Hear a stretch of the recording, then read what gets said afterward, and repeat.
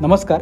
सावित्रीबाई फुले पुणे विद्यापीठ PG entrance exam ही कशी द्यायची आहे याचा हा मॉक टेस्टचा व्हिडिओ आहे. सर्वप्रथम आपण CCEP पोर्टलवरून आपले हॉल तिकीट डाउनलोड करायचं आहे. हॉल तिकीटवर दिलेली एक्झामची लिंक आपल्याला आहे तशी टाईप करायची आहे.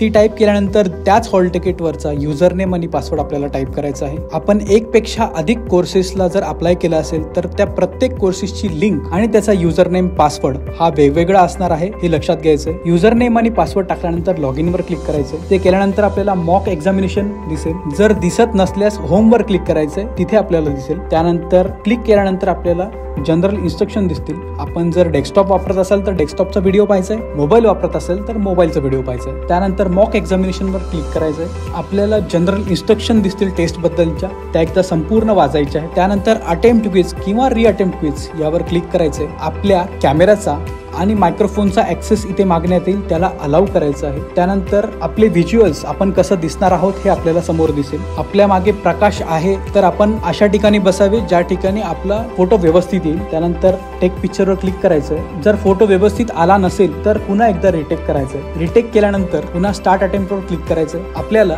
जनरल इन्स्ट्रक्शन पुन्हा एकदा दिसतील. खाली स्क्रोल करायचंय. आपला व्हिडिओ चालू झालेला आहे आता. त्यानंतर पुन्हा एकदा आय कन्सेंटवर क्लिक करायचं आहे आणि टेक पिक्चरवर क्लिक करायचं. यानंतर आपला पिक्चर आपल्याला पुन्हा एकदा दिसेल. व्यवस्थित नसेल पुन्हा एकदा रिटेक घ्यायचं. त्यानंतर स्टार्ट अटेम्प्टवर क्लिक करायचं. त्यानंतर आपली क्विज चालू झालेली आहे. 2 तासाचा टाइम स्लॉट आहे.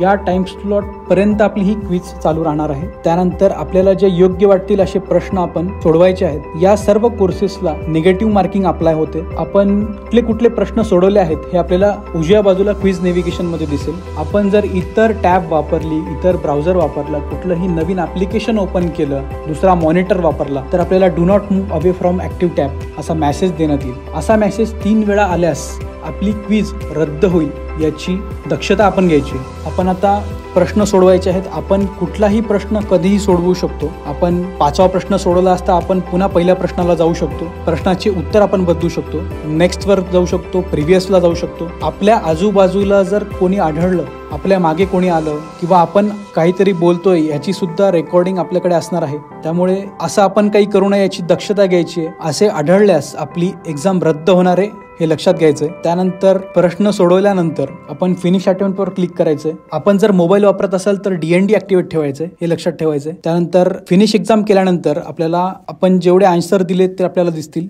त्यानंतर सबमिट ऑल अँड फिनिश यावर क्लिक करायचंय. हे केल्यानंतर आपली एक्झाम इथे संपते. धन्यवाद.